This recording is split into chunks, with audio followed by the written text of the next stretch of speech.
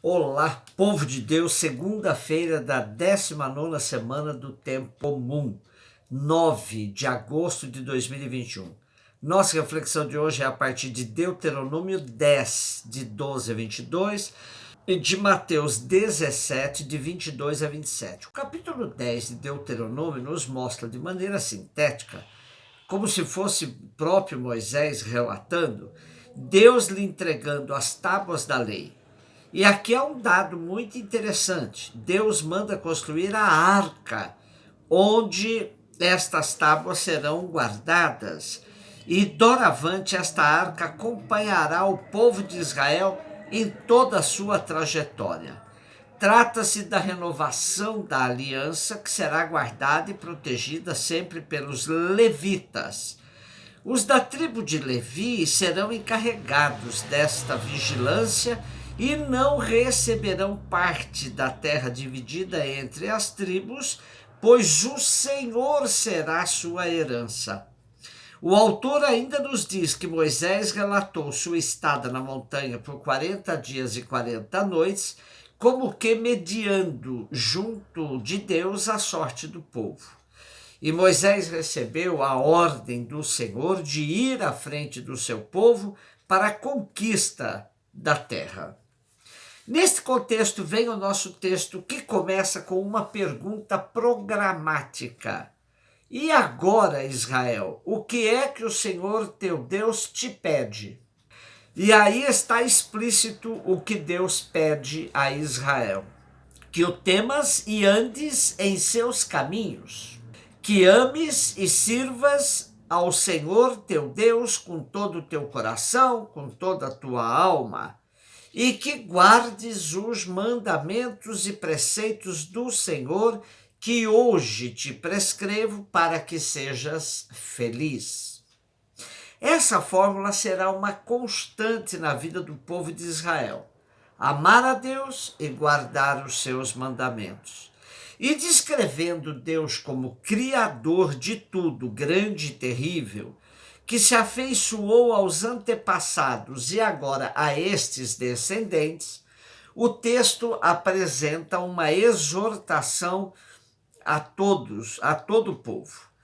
Abri, pois, o vosso coração e não endureçais mais vossa cerviz, porque o vosso Deus é o Deus dos deuses, é o Senhor dos senhores, o Deus grande, poderoso, terrível, que não faz acepção de pessoas e nem aceita suborno. Ele faz justiça ao órfão e à viúva, ama o estrangeiro e lhe dá alimento e roupa. Portanto, amai os estrangeiros, porque vós também fostes estrangeiros na terra do Egito. Temos aqui uma tipologia de pobres que merecerão de Israel um cuidado constante: órfão, viúva e estrangeiro. Serão criadas leis próprias para a defesa desses pobres. O que se destaca na narrativa da caminhada por longos 40 anos de deserto e tomada de posse da terra prometida é a preocupação com um código de ética e justiça que sempre deverá moldar o povo de Israel. As leis, os mandamentos, os compromissos oriundos da aliança feita com Deus sempre terão estas duas vertentes, uma em relação a Deus e outra em relação aos mais pobres e indefesos. Essas normas vão conferindo identidade ao povo escolhido, apesar dos percalços na caminhada. Mateus 17, 22, 27. Quando Jesus e os seus discípulos estavam reunidos na Galiléia, ele lhes disse: o Filho do Homem vai ser entregue nas mãos dos homens. Eles o matarão, mas no terceiro dia ele ressuscitará. E os discípulos ficaram muito tristes. Quando chegaram a Cafarnaum, os cobradores do imposto do templo aproximaram-se de Pedro e perguntaram: o vosso mestre não paga imposto do templo? E aí Pedro respondeu: sim, paga. Ao entrar em casa, Jesus adiantou-se e perguntou: Simão, que te parece? Os reis da terra cobram impostos ou taxas de quem? Dos filhos ou dos estranhos? E Pedro respondeu: dos estranhos. Então Jesus diz: logo os filhos são livres. Mas, para não escandalizar essa gente, vai ao mar, lança o anzol, abre a boca do primeiro peixe que tu pescares. Ali tu encontrarás uma moeda, pega então a moeda e vai entregá-la a eles por mim e por ti. O capítulo 17 de Mateus começa com a cena da transfiguração de Jesus, que servia para dar força aos discípulos frente ao processo da paixão e cruz de Jesus. Porém, no texto de hoje, quando Jesus uma vez mais anuncia o que vai acontecer com ele, que será entregue nas mãos dos homens, eles o matarão, mas ressuscitará, os discípulos ficaram muito tristes.